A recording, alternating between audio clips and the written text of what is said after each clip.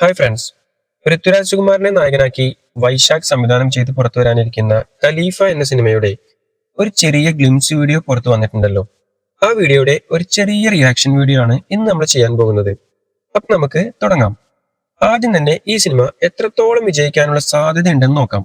Vaishakh Jinu Abraham കൂട്ടുകെട്ടിൽ വരുന്ന ഒരു സിനിമയാണിത്. ആസ് എ ഡയറക്ടർ വൈശാഖും ആസ് എ റൈറ്റർ ജിനു എബ്രഹാമും അത്യാവശ്യം കഴിവ് തെളിയിച്ച ആളുകളാണ്.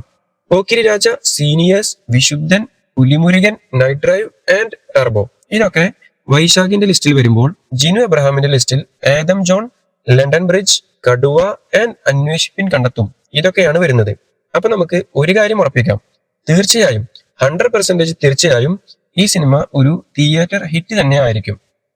അധികം റിപ്പീറ്റ് വാല്യൂ ഒന്നും പ്രതീക്ഷിക്കണ്ട.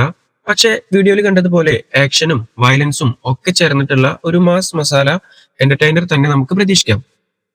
ഇനി നമുക്ക് കുറച്ച് ഫാൻ ബോയ് തിയറീസിലേക്ക് കടക്കാം. കുറച്ച് ഇൻട്രസ്റ്റിംഗ് ആണ്.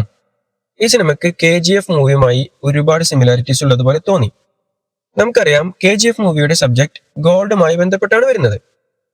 ഖലീഫ ഗ്ലിംസ് വീഡിയോ കാണുമ്പോൾ നമുക്ക് മനസ്സിലാവുന്നത് ലണ്ടൻ പോലെ ഏതോ ഇന്ത്യക്ക് പുറമേയുള്ള രാജ്യത്ത് വെച്ച് നടക്കുന്ന ഇല്ലീഗൽ ഗോൾഡ് ഇടപാടുകളെ ചുറ്റുപറ്റിയിട്ടുള്ളതാണ്.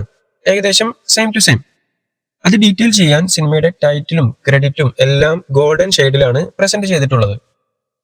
തീർന്നിട്ടില്ല, ഇനിയുമുണ്ട്.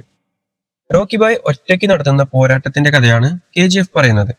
അതുപോലെ തന്നെ ഖലീഫ ഗ്ലിംസ് വീഡിയോ കാണുമ്പോൾ പൃഥ്വിരാജ് ഒറ്റയ്ക്ക് കെട്ടിപ്പടുത്തു വരുന്ന ഒരു സാമ്രാജ്യത്തിന്റെ കഥയാണ് പറയാൻ പോകുന്നത് എന്നാണ് നമുക്ക് തോന്നുന്നത്.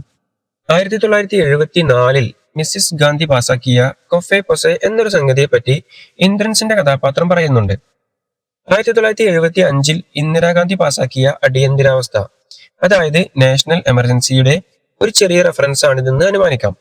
അങ്ങനെയാണെങ്കിൽ KGF മൂവിയിലും ഇന്ദിരാഗാന്ധി റെഫറൻസ് ആയിട്ടുള്ള രമീക സെൻ നാഷണൽ എമർജൻസി പ്രഖ്യാപിക്കുന്നത് 1975 തന്നെയാണ്. അടിയന്തരാവസ്ഥയും മിസ്സിസ് ഗാന്ധിയും എല്ലാം രണ്ട് സിനിമയിലും കോമൺ ആയി തന്നെ വരുന്നുണ്ട്. ഇന്ദ്രൻസിന്റെ കഥാപാത്രത്തിന്റെ സംസാരം കേട്ടാൽ ആൾ നമ്മുടെ അമീറിന്റെ, അതായത് രാജുബായിയുടെ രാജുവേട്ടന്റെ ഭാഗത്താണെന്ന് മനസ്സിലാക്കാം.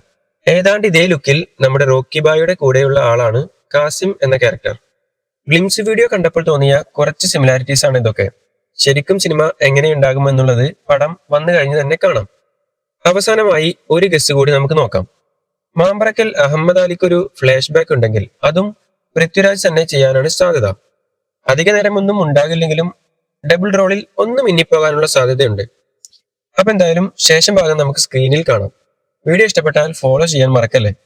See you again with a new trending video. Bye by.